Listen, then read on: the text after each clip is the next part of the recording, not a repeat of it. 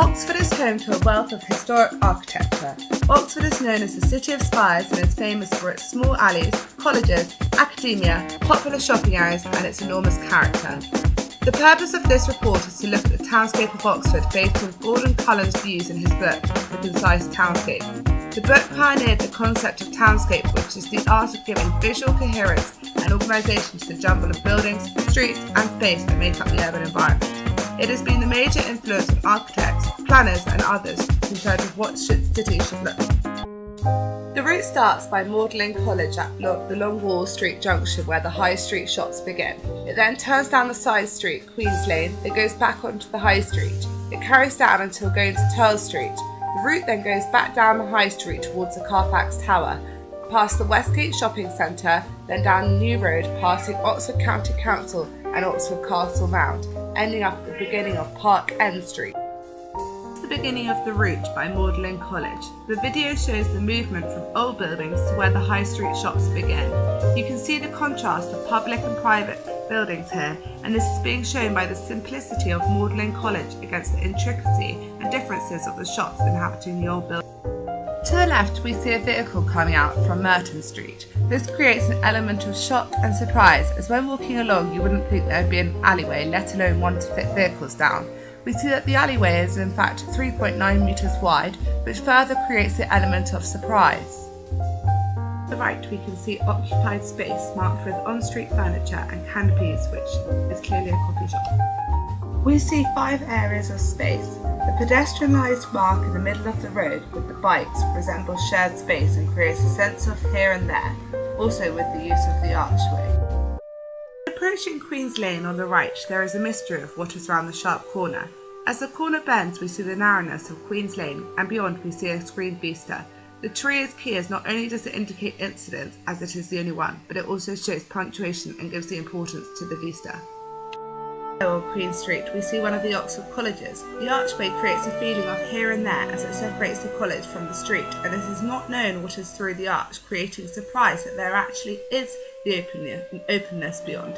This quad shows a historic building is enclosed with a green space. The building to the left is a grey coloured compared to the sandstone buildings we have mostly looked at. Therefore the building is unique. There is also a height difference. The building on the left is 7.4 metres and the building on the right is 9 metres. The sandstone facade has a pointy roof and bay windows, making the building more superior as it hangs out. There is also the contrast of public and private buildings, with the left being inhabited by a shop. The uniqueness of buildings is also emphasised here with the use of height and bright colour. This results in the building to stand out amongst the others. Here we can see the University Church of St Mary the Virgin. This vista is screened by trees, showing punctuation. This is significant because the tree is an incident, as it is unusual to have such a characterful tree on a high street, and especially as it is being used to enclose the vista. As you look closer, the tree is hanging over St Mary's Passage, creating a sense of here and there, as there is mystery of what is beyond the tree. Turl Street is in between a grand vista and a unique pink building, therefore it's hard to imagine the space when approaching, creating a mystery and anticipation and surprise. The occupied space with benches is inviting people to sit, and there is a sense of here and there, as we cannot see around the corner, but the curve of the building ahead makes us assume there are more buildings beyond. The road width is only 2.85 metres wide, therefore the fact that a van can fit through is a shock. The punctuation points out the central part of Oxford, the Carfax Tower, which is a significant landmark highlighting the important part of the city, also with the use of space. In front of the landmark we see 3 main types of space.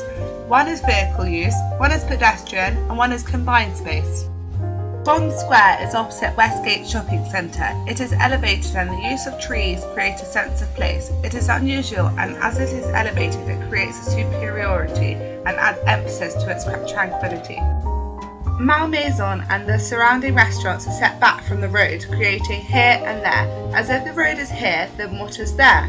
It also creates enclosure of the closed vista, as it is set back from the road, and this is created through the use of punctuation.